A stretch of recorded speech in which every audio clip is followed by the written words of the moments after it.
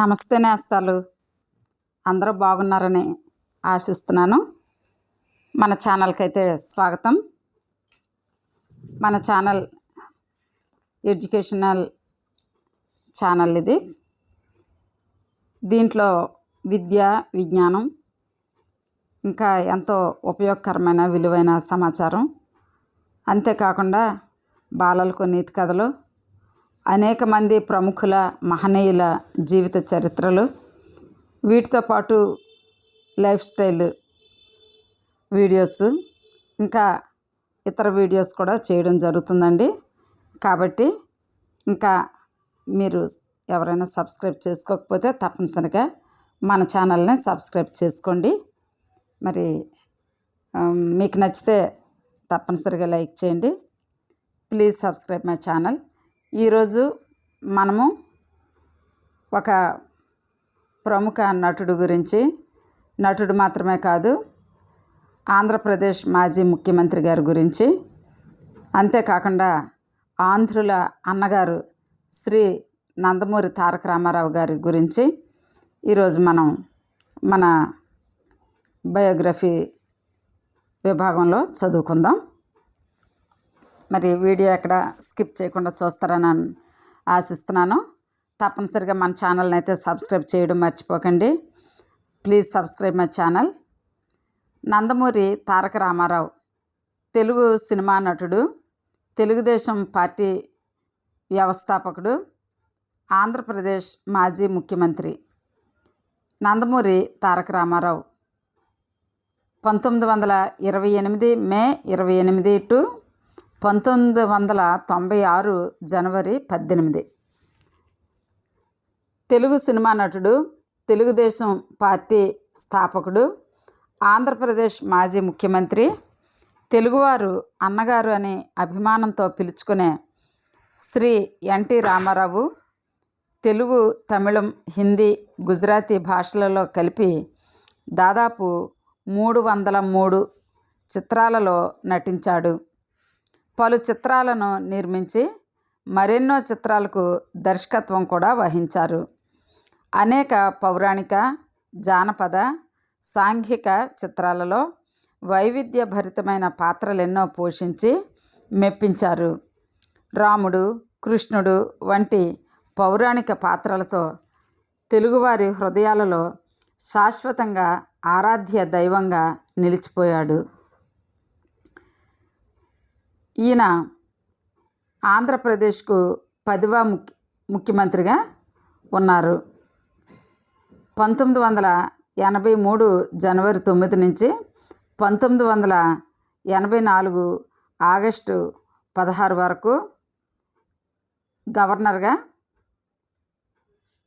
KC Abraham, Thakur Ramlal, అంతకుముందు వారైతే కోట్ల విజయభాస్కర్ రెడ్డి, తర్వాత వారు నాదెండ్ల భాస్కర్రావు, ఇంకా మరి 1984 సెప్టెంబర్ 16 నుంచి 1989 డిసెంబర్ 2 వరకు గవర్నర్ శంకర్ దయాళ్ శర్మ, అంతకుముందు వారు నాదెండ్ల భాస్కర్రావు, తర్వాత వారు మరి చెన్నారెడ్డి, ఇంకా తర్వాత 1994 డిసెంబర్ 12 నుంచి 1995 సెప్టెంబర్ 1 వరకు అప్పటి గవర్నర్ శ్రీ కృష్ణకాంత్ గారు, అంతకుముందు వారు కోట్ల విజయభాస్కర్ రెడ్డి గారు, తరువాత వారు శ్రీ నారా చంద్రబాబు నాయుడు గారు.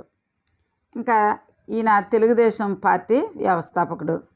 1982 మార్చి 29 నుండి 1995 సెప్టెంబర్ 1 వరకు, అంతకుముందు వారు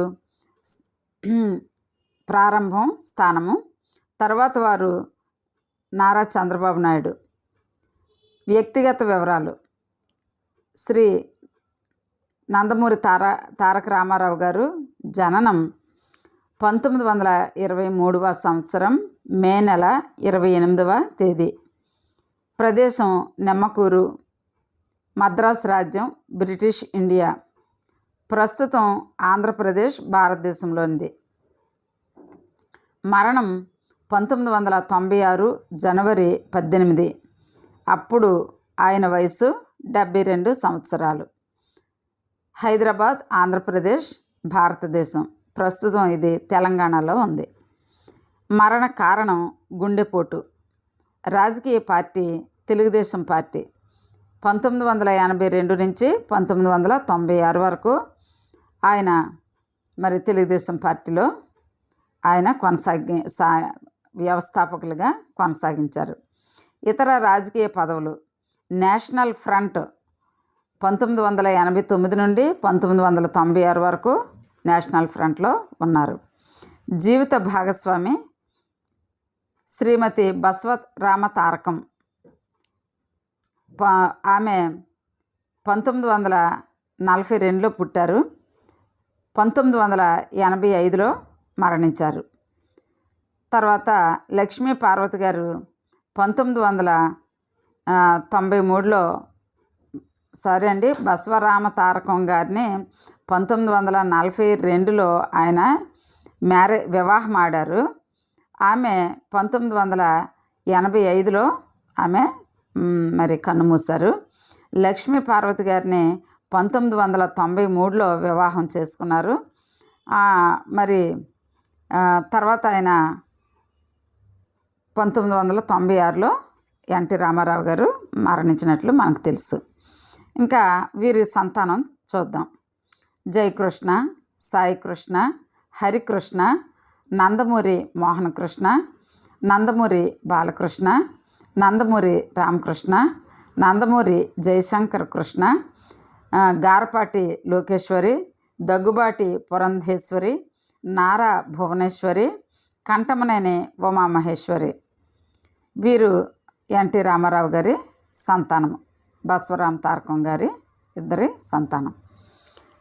ఇంకా ఈయన చదివిన కళాశాల ఎస్ఆర్ఆర్ అండ్ సివిఆర్ కళాశాల, ఆంధ్ర క్రైస్తవ కళాశాల. వృత్తి: సినిమా నటుడు, నిర్మాత, దర్శకుడు, సినిమా ఎడిటర్ మరియు రాజకీయ నాయకుడు. పురస్కారాలు: 1968వ సంవత్సరంలో పద్మశ్రీ అవార్డు వచ్చిందండి ఇది. తర్వాత జాతీయ ఫిలిం పురస్కారాలు కూడా ఉన్నాయి. రామారావు గారు 1982 మార్చి 29న తెలుగుదేశం పేరుతో ఒక రాజకీయ పార్టీని స్థాపించి కేవలం 9 నెలల్లోనే ఆంధ్రప్రదేశ్లో కాంగ్రెస్ పార్టీ ఏకఛత్రాధిపత్యానికి తెరదించుతూ అధికారాన్ని కైవసం చేసుకున్నారు. ఆ తర్వాత 3 దఫాలు 7 సంవత్సరాల పాటు ఆంధ్రప్రదేశ్ ముఖ్యమంత్రిగా పనిచేసి అప్పటి వరకు అత్యధిక కాలం పనిచేసిన ముఖ్యమంత్రిగా నిలిచారు. ఇంకా శ్రీ నందమూరి తారక రామారావు గారి బాల్యం చూద్దాం. శ్రీ నందమూరి తారక రామారావు గారు 1923 మే 28వ తేదీన సాయంత్రం 4:32 ఆంధ్రప్రదేశ్ రాష్ట్రంలోని కృష్ణా జిల్లా పామర్రు మండలంలోని నిమ్మకూరు గ్రామంలో లక్ష్మయ్య వెంకటరామమ్మ దంపతులకు జన్మించాడు. మొదట కృష్ణ అని పేరు పెట్టాలని తల్లి అనుకున్నప్పటికీ మేనమామ తారకరాముడైతే బాగుంటుంది అని చెప్పడంతో ఆ పేరే పెట్టారు. తరువాత అది కాస్త తారక రామారావుగా మారింది. పాఠశాల విద్య విజయవాడ మున్సిపల్ ఉన్నత పాఠశాలలో చదివాడు. తరువాత విజయవాడ ఎస్ఆర్ఆర్ కాలేజీలో చేరాడు. ఇక్కడ విశ్వనాథ సత్యనారాయణ తెలుగు విభాగానికి అధిపతి. ఒకసారి రామారావును ఒక నాటకంలో ఆడవేషం వేయమన్నాడు. అయితే రామారావు తన మీసాలు తీసివేయడానికి ససేమిరా అన్నాడు. మీసాలతోనే నటించడం వలన అతనికి మీసాల నాగమ్మ అనే పేరు తగిలించారు. 1942 మే నెలలో 20 ఏళ్ల వయసులో మేనమామ కుమార్తె అయిన బసవరామ తారకాన్ని పెళ్లి చేసుకున్నాడు. వివాహో విద్యానాశాయ అన్నట్లు పెళ్ళైన తరువాత పరీక్షల్లో 2 సార్లు తప్పాడు. తర్వాత గుంటూరు ఆంధ్ర క్రిస్టియన్ కళాశాలలో చేరాడు. అక్కడ కూడా నాటక సంఘాల కార్యకలాపాలలో చురుకుగా పాల్గొనేవాడు. ఆ సమయంలోనే national art theatre group NAT అనే నాటక సంస్థను స్థాపించి కొంగర జగ్గయ్య, ముక్కామల, నాగభూషణం, కేవీఎస్ శర్మ తదితరులతో చేసిన పాపం వంటి ఎన్నో నాటకాలు తదితరులతో చేసిన పాపం వంటి ఎన్నో నాటకాలు ఆడాడు. తర్వాతి కాలంలో ఈ సంస్థ కొన్ని చిత్రాలను కూడా నిర్మించింది. ఎన్టీఆర్ మంచి చిత్రకారుడు కూడా. రాష్ట్ర వ్యాప్త చిత్రలేఖన పోటీలలో అతనికి బహుమతి కూడా వచ్చింది. ఇంకా ఆయన కుటుంబం గురించి చూద్దాం. తారక రామారావు, బసవ తారకం దంపతులకు 11 మంది సంతానం. 11 మందిలో 7 కుమారులు, 4 కుమార్తెలు. జయకృష్ణ, సాయికృష్ణ, హరికృష్ణ, మోహనకృష్ణ, బాలకృష్ణ, రామకృష్ణ, జయశంకర్ కృష్ణ కుమారులు కాగా, లోకేశ్వరి, దగ్గుబాటి పురంధరేశ్వరి, నారా భువనేశ్వరి, కంఠమనేని ఉమామహేశ్వరి వీరు కుమార్తెలు. ఇంకా శ్రీ నందమూరి తారక రామారావు గారి చలనచిత్ర జీవితం గురించి తెలుసుకుందాం. రామారావు గారు కాలేజీలో విద్యాభ్యాసం చేస్తున్నప్పుడు వారి ఆస్తి మొత్తం ఏవో కొన్ని కారణాల వల్ల హరించుకుపోయింది. అప్పుడు యుక్త వయసులో ఉన్న రామారావు జీవనం కోసం అనేక పనులు చేశాడు. కొన్ని రోజులు పాల వ్యాపారం, తరువాత కిరాణా కొట్టు, ఆపై ఒక ముద్రణాలయాన్ని కూడా నడిపాడు. ఆర్థిక ఇబ్బందులు ఉన్నప్పటికీ అప్పు చేసేవాడు కాదు. రామారావు 1947లో పట్టభద్రుడయ్యాడు. తదనంతరం అతను మద్రాసు సర్వీస్ కమిషన్ పరీక్ష రాశాడు. పరీక్ష రాసిన 1100 మంది నుండి ఎంపిక చేసిన 7గురిలో ఒకడుగా నిలిచాడు. అప్పుడు అతనికి మంగళగిరిలో సబ్ రిజిస్ట్రార్ ఉద్యోగం లభించింది.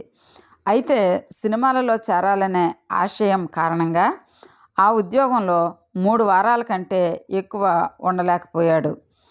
ప్రముఖ నిర్మాత బిఏ సుబ్బారావు ఎన్టీఆర్ ఫోటోను ఎల్వి ప్రసాద్ దగ్గర చూసి వెంటనే అతన్ని మద్రాసు పిలిపించి పల్లెటూరి పిల్ల సినిమాలో కథానాయకుడిగా ఎంపిక చేశాడు. దీనికి గాను రామారావుకు 1116 పారితోషికం లభించింది. వెంటనే అతను తన సబ్ రిజిస్ట్రార్ ఉద్యోగానికి రాజీనామా చేసేశాడు. కానీ సినిమా నిర్మాణం వెంటనే మొదలవ్వలేదు. ఈలోగా మన దేశం అనే సినిమాలో అవకాశం రావడంతో ఈ మన దేశం సినిమాలో నటించాడు. అందుచేత అతను మొదటిసారి కెమెరా ముందు నటించిన సినిమా మన దేశం అయింది. 1949లో వచ్చిన ఆ సినిమాలో అతను ఒక పోలీస్ ఇన్స్పెక్టర్ పాత్ర పోషించాడు. 1950వ సంవత్సరంలో పల్లెటూరి పిల్ల విడుదలైంది. అదే సంవత్సరం ఎల్వి ప్రసాద్ షావుకారు కూడా విడుదలైంది. అలా నందమూరి తారక రామారావు చలనచిత్ర జీవితం ప్రారంభమైంది. 2 సినిమాల తరువాత ఎన్టీఆర్ తన నివాసం మద్రాసుకు మార్చివేశాడు. 1000 లైట్స్ ప్రాంతంలో ఒక చిన్న గదిని అద్దెకు తీసుకొని అందులో ఉండేవాడు. ఆయనతో పాటు ఆ గదిలో యోగానంద్, తర్వాత కాలంలో ఈయన నిర్మాత అయ్యాడు కూడా, ఆయన కూడా ఉండేవారు. 1951లో కేవీ రెడ్డి పాతాళ భైరవి, దాని తరువాత అదే సంవత్సరం బిఎన్ రెడ్డి మల్లీశ్వరి, 1952లో ఎల్వి ప్రసాద్ పెళ్లి చేసి చూడు, ఆ తర్వాత వచ్చిన కమలాకర కామేశ్వరరావు చిత్రం చంద్రహారం అతనికి నటుడిగా గొప్ప కీర్తిని సంపాదించి పెట్టాయి. ఈ సినిమాలన్నీ విజయవారివే. ప్రతి సినిమా నెలకు 500 రూపాయల జీతం, 5000 రూపాయల పారితోషికము ఇచ్చారు. పాతాళ భైరవి 10 కేంద్రాలలో 100 రోజులు ఆడింది. 1956లో విడుదలైన మాయా బజార్లో అతను తీసుకున్న 7500 రూపాయల పారితోషికం అప్పట్లో అత్యధికం అని భావిస్తారు. 1959వ సంవత్సరంలో ఏవిఎం ప్రొడక్షన్స్ వారు నిర్మించి విడుదల చేసిన భూ కైలాస్ చిత్రంలో రావణ బ్రహ్మ పాత్రకు రామారావు ప్రాణప్రతిష్ఠ చేశారు. 1960లో విడుదలైన శ్రీ వెంకటేశ్వర మహాత్యం భారీ విజయం సాధించింది. శ్రీమద్ విరాట పర్వంలో అతను 5 పాత్రలు పోషించాడు. ఆ విధంగా 1950లలో ఎన్టీఆర్ ఎంతో ప్రజాదరణ పొందిన నటుడిగా ఎదిగాడు. సంవత్సరానికి 10 సినిమాల చొప్పున నటిస్తూ ఉండేవాడు. 1963లో విడుదలైన లవకుశ అతిపెద్ద విజయాన్ని నమోదు చేసింది. ఎన్టీఆర్ సినిమాల్లోకి వచ్చిన 22 సంవత్సరముల వరకు అతని పారితోషికం 4 లేదా 5 అంకెల్లోనే ఉండేది. 1972 నుంచి ఆయన పారితోషికం లక్షల్లోకి చేరింది. ఎన్టీఆర్ దర్శకత్వంలో వచ్చిన మొదటి చిత్రం 1961వ సంవత్సరంలో విడుదలైన సీతారామ కళ్యాణం.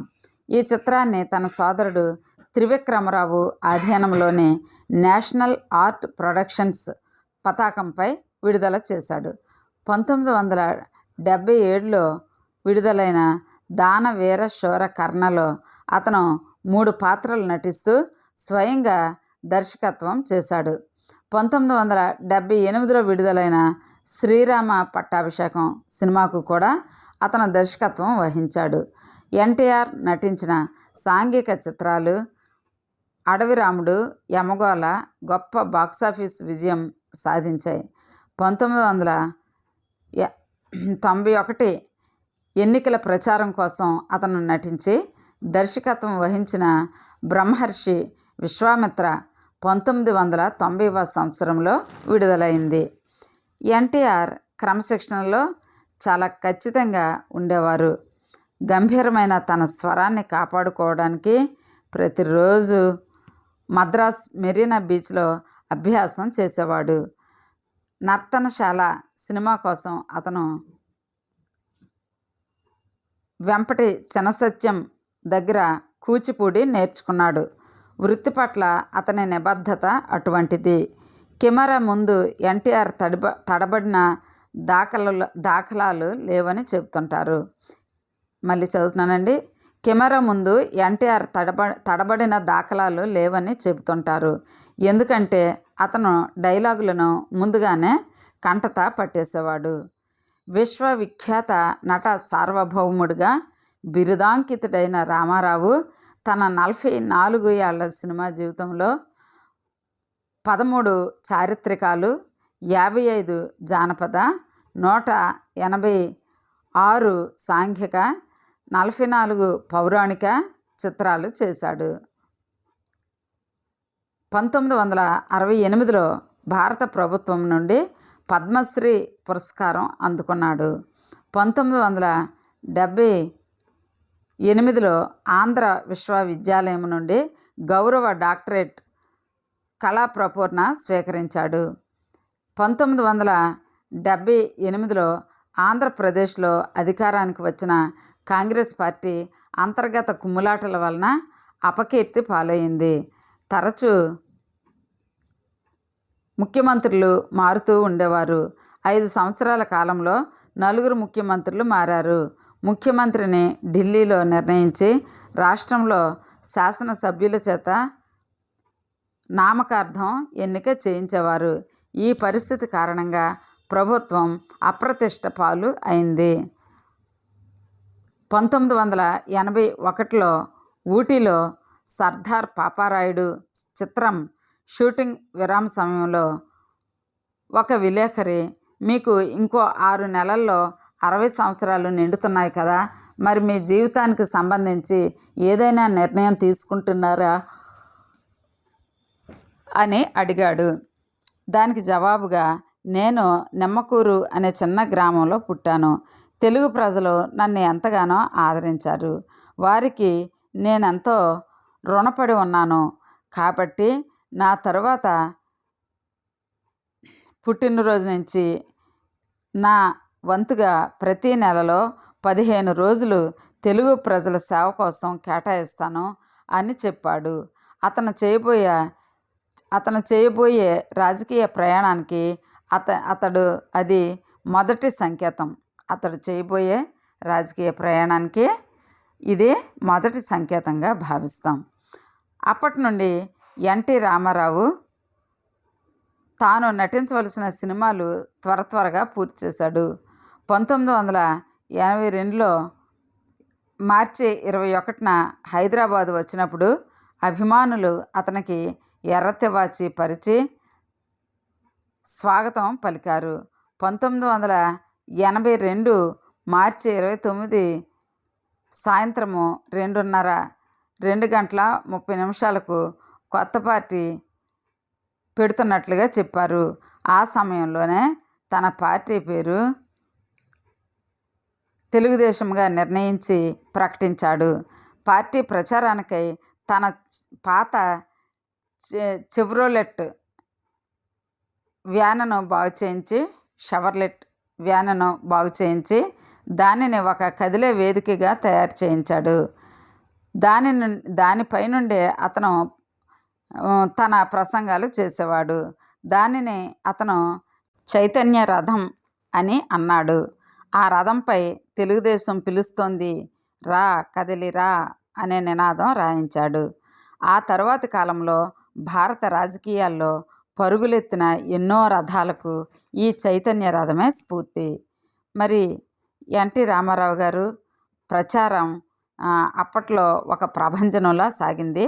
ఆ ప్రచార ప్రభంజనం దాని గురించి కొద్ది మాటలు మీకు తెలియచేస్తాను. ఎన్టీఆర్ ప్రజలను చైతన్యపరుస్తూ చైతన్య రథంపై ఆంధ్రప్రదేశ్ నలుమూలలకు ప్రచార యాత్రను సాగించాడు. చైతన్య రథమే ప్రచార వేదికగా, నివాసంగా మారిపోయింది. ఒక శ్రామికుని వలె ఖాకీ దుస్తులు ధరించి నిరంతరం ప్రయాణిస్తూ ఉపన్యాసాలిస్తూ ప్రజల హృదయాలను దోచుకున్నాడు. ఆంధ్రుల ఆత్మ గౌరవ పరిరక్షణ అనే ఒక ఉద్వేగభరితమైన అంశాన్ని తీసుకొని ప్రజల మనోభావాలను తీవ్రంగా ప్రభావితం చేశాడు. కాంగ్రెస్ అధికారాన్ని కూకటి వేళ్లతో పెకలించి వేసిన ప్రచార ప్రభంజనం అది. ఎన్టీఆర్ ప్రసంగాలు ఉద్వేగభరితంగా, ఉద్రేకపూరితంగా ఉండి ప్రజలను ఎంతో ఆకట్టుకునేవి. ముఖ్యమంత్రులను తరచూ మార్చడం, అది ఢిల్లీ పెద్దల నిర్ణయం ప్రకారమే తప్ప శాసనసభ్యుల మాటకు విలువ లేకపోవడం వంటి వాటిని లక్ష్యంగా చేసుకొని తన ప్రసంగాలను మలచుకున్నాడు. కాంగ్రెస్ నాయకులు కుక్కమూతి పిందెలని, కుజ్జాలని, దగాకోరులని, దగుల్ఫాజీలని, అధిష్టానం చేతిలో కీలుబొమ్మలని తీవ్ర పదజాలంతో ఆయన విమర్శించారు. కాంగ్రెస్ పార్టీ కారణంగా తెలుగువారి ఆత్మ గౌరవం దెబ్బతిన్నదని, దాన్ని ఢిల్లీలో తాకట్టు పెట్టారని విమర్శిస్తూ ఆ ఆత్మగౌరవ పునరుద్ధరణకే తాను రాజకీయాల్లోకి వచ్చానని చెప్పారు. కాంగ్రెస్ నిర్వాకానికి అప్పటికే విసుగు చెందిన ప్రజలు అతని నినాదం పట్ల ఆకర్షితులయ్యారు. 1983 జనవరి 7న మధ్యాహ్నం ఎన్నిక ఫలితాలను ప్రకటించారు. తెలుగుదేశం 199, కాంగ్రెస్ 60, సిపిఐ 4, సిపిఎం 4,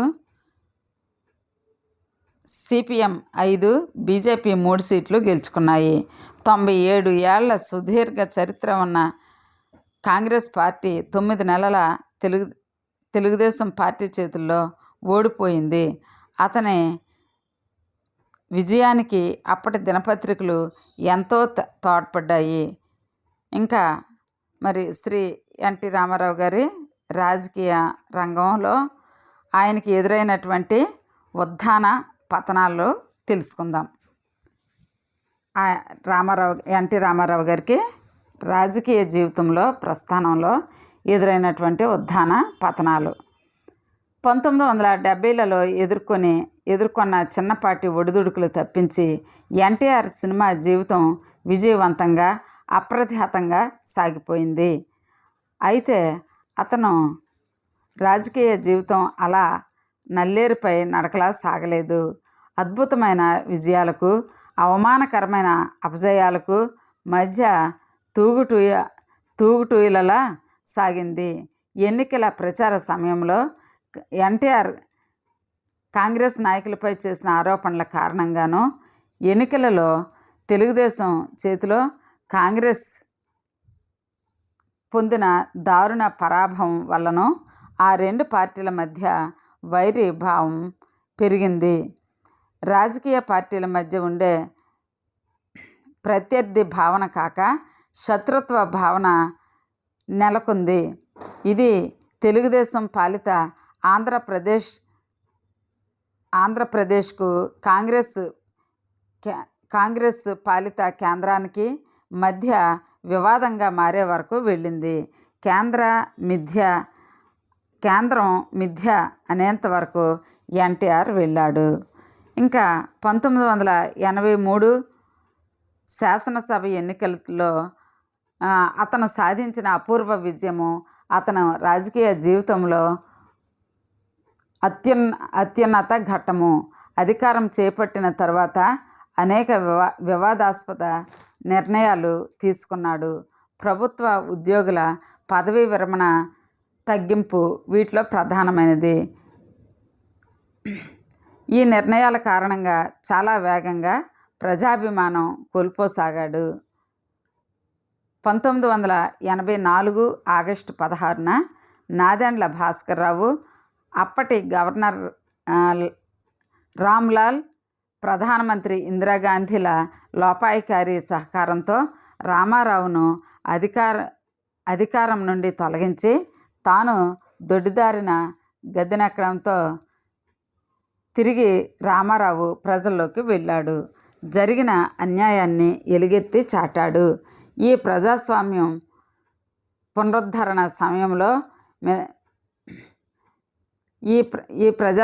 పునరుద్ధరణ ఉద్యమంలో మిత్రపక్షాలు అతనికి ఎంతో సహాయం చేశాయి.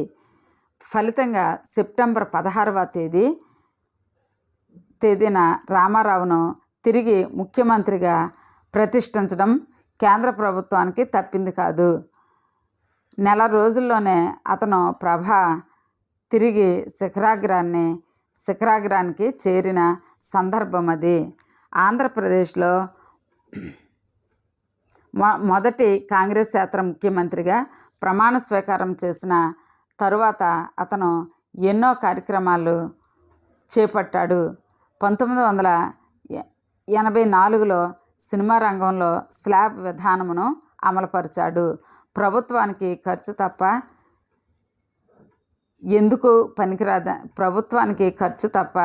ఎందుకు పనికిరానిదని శాసన మండలిని రద్దు చేశాడు. అది ఎప్పుడంటే 1985 జూన్ 1న అధికారికంగా శాసన మండలి రద్దయిందండి. ఇంకా హైదరాబాదులోని హుస్సేన్ సాగర్ కట్టపై అనగా ట్యాంక్ బండ్ పైన సుప్రసిద్ధులైన తెలుగువారి విగ్రహాలు నెలకొల్పాడు. నాదెండ్ల కుట్ర కారణంగా శాసనసభలో తనకు తగ్గిన ఆధిక్యతను తిరిగి సంపాదించే ఉద్దేశంతో 1985లో మార్చిలో ప్రజల తీర్పు కోరుతూ మధ్యంతర ఎన్నికలకు వెళ్ళాడు. ఆ ఎన్నికలలో 202 స్థానాల్లో గెలిచి తిరిగి అధికారంలోకి వచ్చాడు. 1985-89 మధ్యకాలంలో తన ఏకస్వామ్య పాలన వలన ఎన్టీఆర్ ఎంతో అప్రతిష్ట పాలు అయ్యాడు. పార్టీలోనూ ప్రభుత్వంలోనూ అన్నీ తానే అయ్యి నడిపించాడు. ప్రజల్లో నిరసన భావం కలగడానికి ఇది కారణమైంది. 1989లో ఎన్నికలకు కొద్ది నెలల ముందు మొత్తం మంత్రివర్గాన్ని ఏకపక్షంగా రద్దుపరిచి కొత్త మంత్రుల్ని తీసుకున్నాడు. ఈ కాలంలో జరిగిన కొన్ని కుల ఘర్షణలు కూడా ప్రభుత్వ ప్రతిష్టను దెబ్బతీశాయి. 1989 ఎన్నికల్లో ఇది తీవ్ర ప్రభావం చూపించింది. కాంగ్రెస్ తెలుగుదేశాన్ని చిత్తుగా ఓడించి తిరిగి అధికారానికి వచ్చింది. ఎన్నికల్లో ఓడిపోయిన భారతదేశంలోని ప్రాంతీయ పార్టీలన్నింటినీ కమ్యూనిస్టులతో కలిసి కాంగ్రెస్కు ప్రత్యామ్నాయంగా నేషనల్ ఫ్రంట్ అనే సంకీర్ణ ప్రభుత్వ సంకీర్ణాన్ని ఏర్పాటు చేయటంలో ఎన్టీఆర్ విజయం సాధించాడు. 1991లో నంద్యాల లోక్సభ ఉప ఎన్నికలలో కాంగ్రెస్ తరపున అభ్యర్థిగా అప్పటి ప్రధానమంత్రి పివి నరసింహారావు నిలబడగా, ప్రధానమంత్రి అయిన ఒక తెలుగువాడికి గౌరవ సూచకంగా ఎన్టీఆర్ ఎవరిని పోటీగా నిలబెట్టలేదు. 1989-94 మధ్యకాలం ఎన్టీఆర్ రాజకీయ చరిత్రలో అత్యంత నిమ్మన దశగా చెప్పవచ్చు. ప్రతిపక్ష నాయకుడిగా శాసనసభలో అధికార కాంగ్రెస్ పార్టీ చేతిలో అవమానాలు పొందాడు. శాసనసభలో అధికార ప్రతిపక్ష పార్టీల మధ్య ఘర్షణ ఏ స్థాయిలో ఉండేదంటే, ఈ కాలంలో ప్రతిపక్ష తెలుగుదేశం పార్టీ సభ్యులను 9 సార్లు సభ నుండి బహిష్కరించారు. ఈ కాలంలో ఎన్టీఆర్ 4 సినిమాలలో నటించారు కూడా.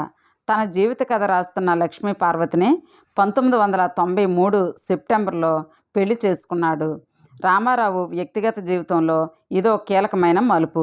ఈ పెళ్లి కారణంగా అతని వ్యక్తిగత జీవితంపై, కుటుంబ సభ్యులతో అతని సంబంధాలపై నీడలు కమ్ముకున్నట్లు కనిపించాయి.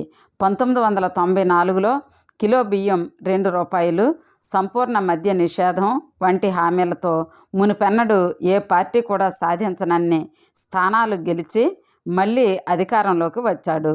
ప్రభుత్వ ఖజానాకు ఎంత భారం పడినా కూడా ఎన్టీఆర్ తన హామీలను అమలుపరిచారు.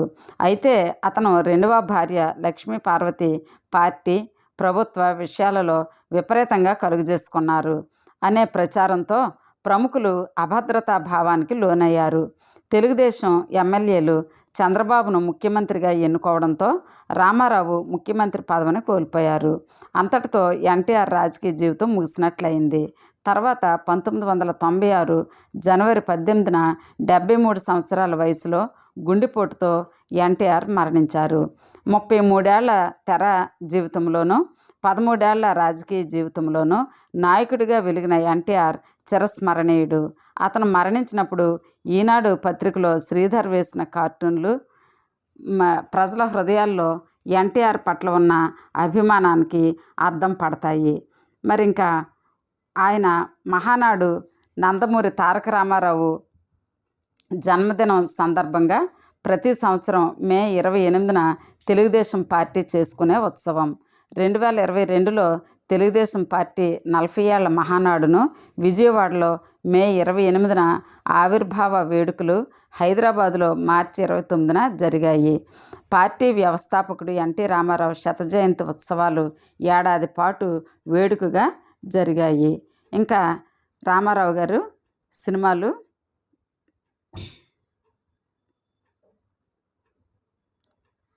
ఆయన ఎన్టీఆర్ గారి మరి పురస్కారాలు, సినిమాలు అవి చూద్దాము.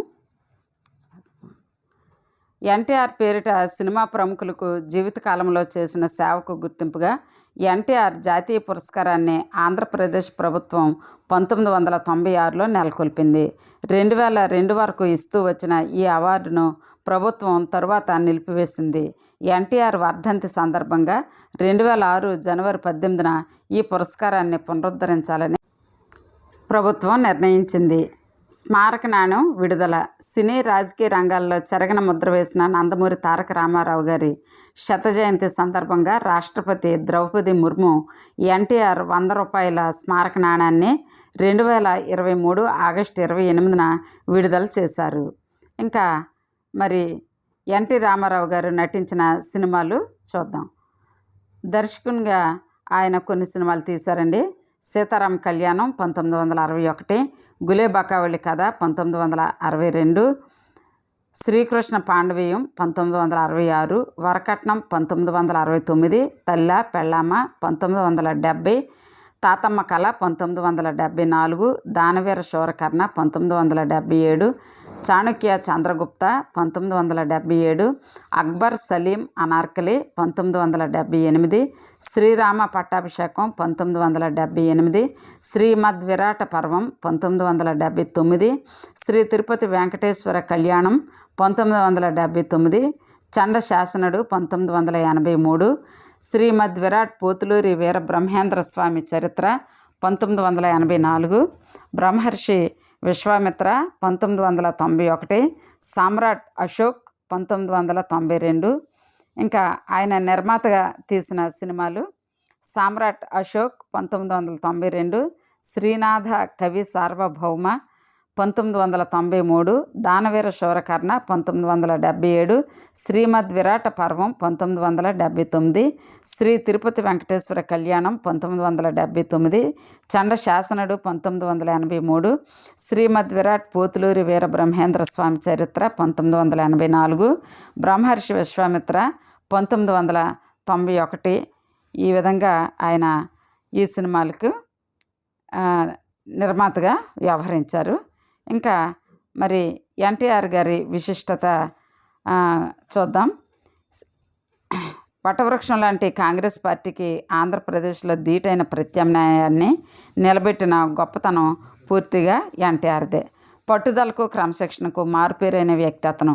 ఈ కారణాల వల్లనే ఆయన కాంగ్రెస్ పార్టీని ఎదుర్కొని స్థిరమైన ప్రభుత్వాన్ని, ప్రభావవంతమైన ప్రతిపక్షాన్ని రాష్ట్ర ప్రజలకు ఇవ్వగలిగారు. తెలుగు జాతికి, తెలుగు భాషకు దేశవ్యాప్తంగా గుర్తింపు తెచ్చిన వ్యక్తి ఎన్టీఆర్. స్త్రీలకు ఆస్తిలో వాటా ఉండాలని చట్టం తెచ్చిన ఘనత శ్రీ రామారావు గారిదే. బలహీన వర్గాలకు లక్షలాదిగా ఇల్లు కట్టించిన గొప్పతనం అతనికి దక్కింది. ₹2కే కిలో బియ్యం వాగ్దానం చేసి ఎన్నో ఆర్థిక ఇబ్బందులకు వచ్చి తన వాగ్దానాన్ని నిలబెట్టుకున్నారు.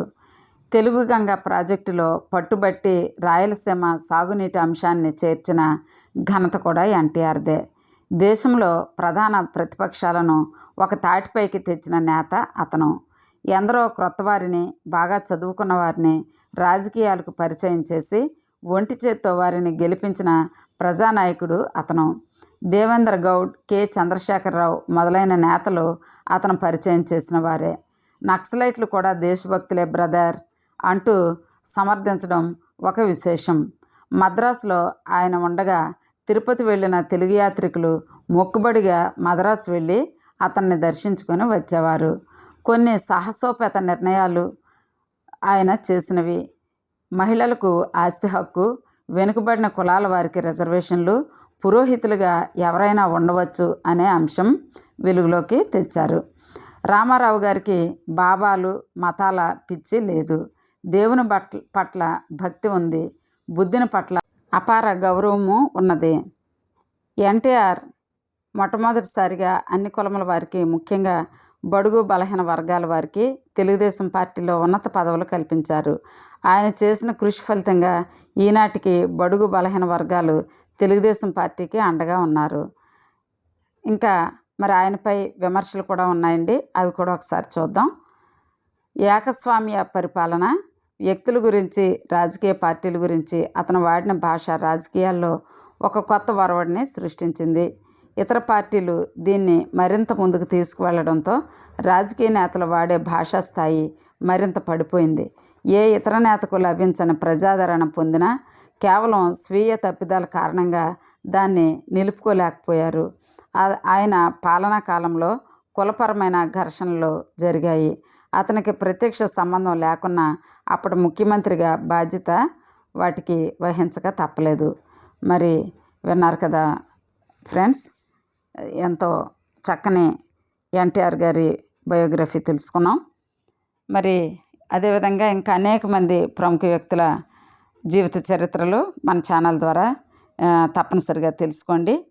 మరి అందుకోసం ఇప్పుడే ఇంకా ఒకవేళ సబ్స్క్రైబ్ చేసుకోకపోతే తప్పనిసరిగా మన ఛానల్ని సబ్స్క్రైబ్ చేసుకోవాల్సిందిగా మనవి చేస్తున్నాను. మరి ఇంతటితో ఈ వీడియో ముగిస్తున్నానండి. Please subscribe my channel. Thank you for watching. Thank you very much.